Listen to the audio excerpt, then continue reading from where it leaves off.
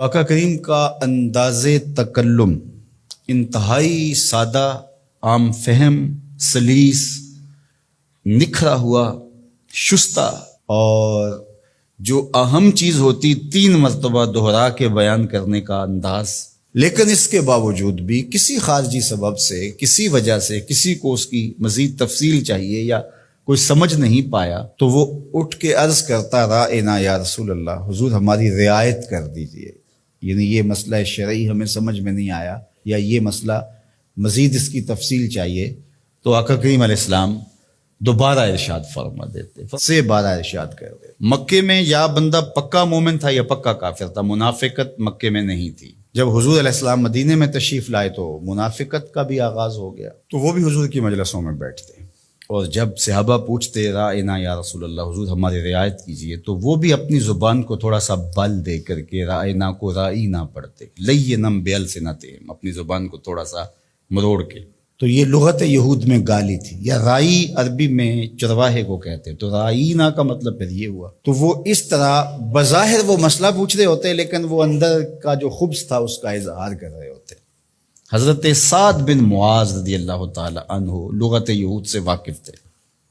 آپ یہودیوں کے پاس گئے اور ان لوگوں سے کہا کہ اگر آج کے بعد تم نے میرے رسول کے لیے رائینا کا لفظ بولا تو میں تمہاری گردن کاٹ دوں گا۔ تو انہوں نے کہا کہ یہ لفظ آپ بھی تو بولتے ہو۔ تو حضرت سعد حضور کی خدمت میں آئے اور دل میں تھا کہ عرض کروں حضور صحابہ کو یہ لفظ کہنے سے روک دیں، کوئی متبادل لفظ دے دیں۔ قبل اس سے کہ یہ آ کے عرض کرتے جبریل پہلے پہنچ گئے تھے کہ یا ایھا الذین آمنوا لا تقولوا رائنا، اے ایمان والو میرے نبی کے لیے رائنا کا لفظ نہیں بولنا۔ تمہاری نیت ٹھیک، تمہارا لہجہ اچھا، تمہاری رواں سے عقیدت پھوٹ رہی ہے، تمہاری آنکھیں حیا سے جھکی ہوتی ہیں جب رائنا کہہ رہے، تمہارے دل کشکول بنے ہوتے ہیں جب رائنا کہہ رہے ہوتے ہو، عقیدتوں کے سانچے میں ڈھلے ہوتے ہو تم یہ لفظ بولتے ہوئے، لیکن یہ وہ لفظ ہے جس کے پہلو میں کھڑے ہو کے میرے نبی کی اہانت کا امکان پایا جاتا ہے۔ اگرچہ تم اس لفظ کو اچھی نیت سے بھی بولو، دوسرا معنی تمہیں ملحوظ بھی نہ ہو، میں پھر بھی گوارا نہیں کرتا کہ میرے نبی کے لیے وہ لفظ بولا جائے۔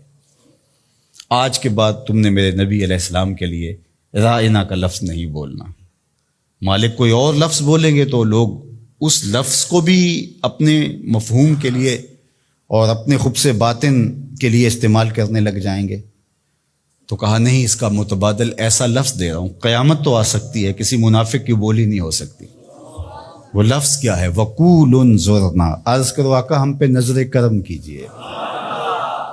وَقُولُ انظُرْنَا، حضور بس ایک نظر کر چھوڑو، سارے مسئلے حل ہو جائے۔ اور ابو ہریرہ نے کہا کہ انی اسمع منک حدیثا کثیرا، بڑی حدیثیں سنتا ہوں حضور، یاد نہیں رہتی، کوئی نظر کرم کیجئے۔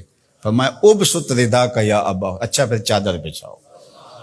تو انہوں نے چادر بچھائی تو حضور نے ایسے فضا سے کچھ لیا اور ایسے ڈال دیا، کہا اس کو سمیٹو اور سینے سے جوڑ لو، کہا اس کے بعد میں نہیں کبھی بھولا۔ یہ ہے وہ انظرنا کا حقیقی مفہوم۔ تو اللہ اس لفظ کو بھی گوارا نہیں کرتا۔ یہ محبوب علیہ السلام کی چوکھٹ کا ادب ہے کہ جو ایسا ذو معنی لفظ ہو، اس کا ایک معنی صحیح ہو، ایک معنی اس کا غلط ہو، بولنے والا صحیح لفظ صحیح نیت سے بول رہا ہو تو کہا نہیں، میرے محبوب کے لیے یہ لفظ نہ بولو۔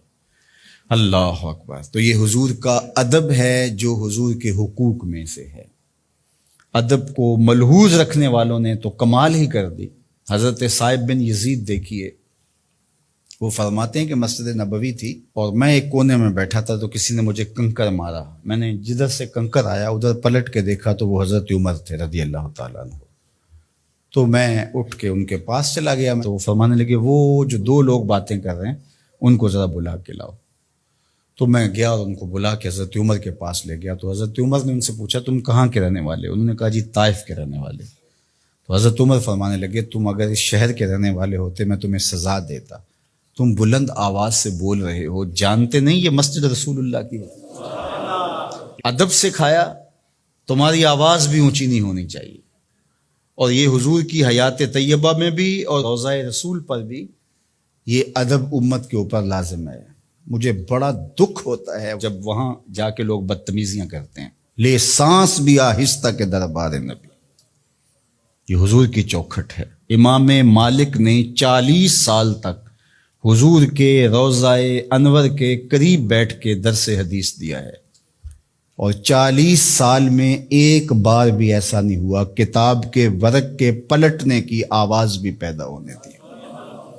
یہ حضور کا ادب ہے کہ اپنی آوازوں کو بھی پست رکھا جائے، اپنے لہجوں کو بھی کنٹرول کیا جائے، اور وہ انداز اختیار نہ کیا جائے جو عامیانہ پن سے جڑا ہوا ہو۔ عامیانہ پن سے مخاطبت نہ کی جائے رسول کریم صلی اللہ علیہ وسلم سے۔ یہاں لفظ بھی تولنے پڑتے ہیں۔